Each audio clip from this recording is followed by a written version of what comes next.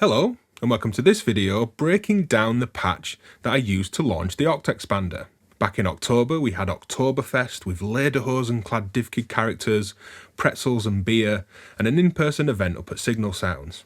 That live stream is re-uploaded today in high definition, so you can watch that back or check that out if you've missed it.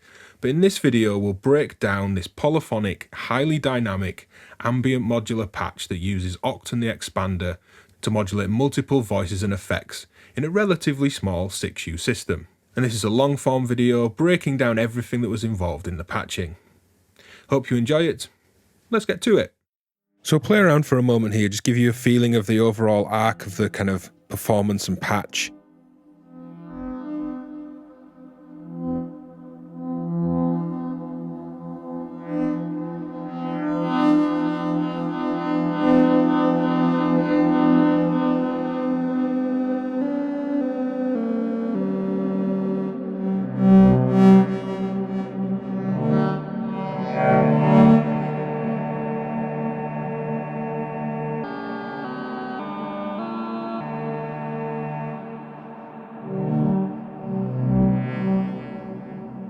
Now the patch starts with the E370 quad morphing VCO from Synthesis Technology, and we have those voices, all four of them tuned in unison, controlled by the Harmonaig, giving me root, third, fifth and seventh harmony or intervals to create a chord. That's these yellow cables on this nice little weave thing going on. So here those are coming in through these green cables in this Gaz Williams cable portal into the mono section of the steady state fate vortices mixer here. So four voices. We can hear wavetable modulation, and all these wavetables are being pulled around by the normal OCHD LFOs here, these orange cables. Each voice has two LFOs, an X and Y modulator. So that's one voice and another, modulated from different LFOs at different rates. And another, and another. So all four together gives us this lovely, thick, modulated wavetable chord tone. I'm using the twisted electron keychain here to send pitch information from the top keyboard row into the Harmonaig. Occasionally doing nice little kind of scale trills by transposing that. Quite a nice effect there. And again, those harmonies based on that singular voltage are what spits out pitch information. Now these are all controlled by four LFOs from the OCHD EXPANDER's unipolar section. So a 0 to 5 volt voltage will push these levels up and down on this expander here for vortices.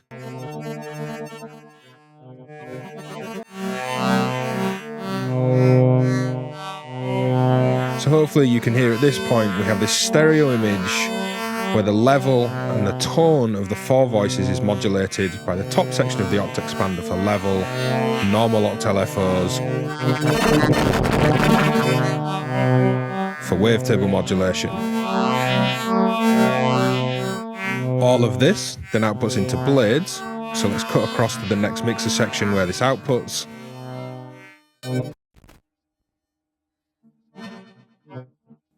So into Mutable Instruments blades here is all of those four voices you heard from this mono mixer section and vortices, left and right in, and we're treating this as left and right out. The drive, the input VCAs, are controlled by the max min section, these red modulation cables here, from the OCHD EXPANDER. So blends and mixes of two LFOs, maximum or minimum voltage of those two, come together to modulate the level of this left and right mix, and also the tone on a low pass and band pass blend.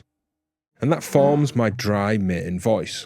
The left side is split into Basil, the delay from Basil Instruments. So only when that left side is open on the modulation and its tone will we get some delay. And I'm playing with feedback a lot here. This is fully wet, so it mixes against the dry sound that's already on the mixer there.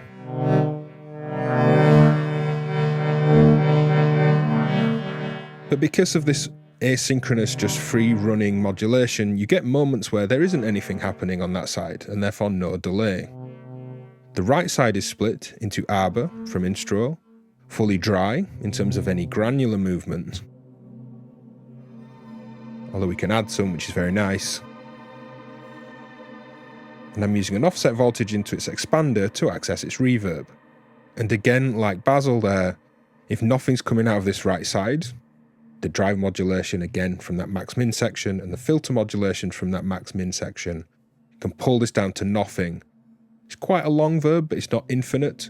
So we have moments where reverb becomes prominent and moments where it comes back down again. So just the effects, let's blend that delay in from Basil. There isn't any at present.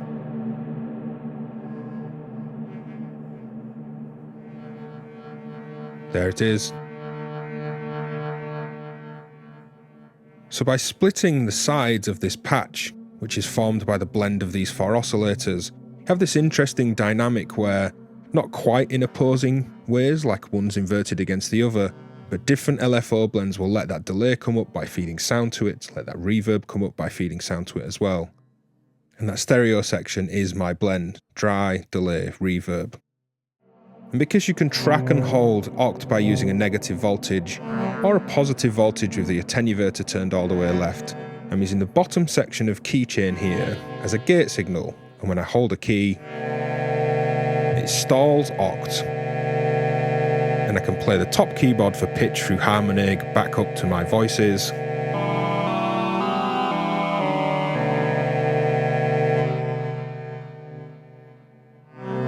It becomes a nice little kind of performance feature in itself, playing with chord intervals on Harmonaig, changing the chord inversion, and drop voicings.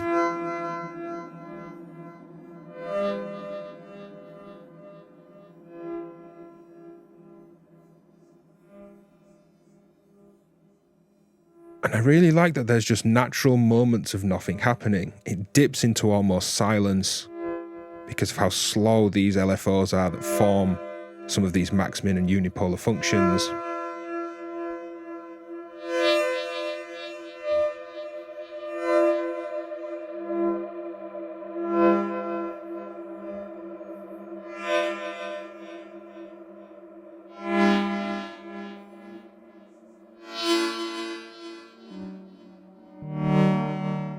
So if you've got this far in the video, go drop a hard sync in the comments.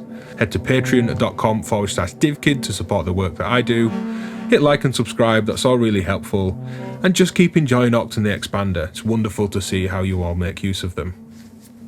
Bye.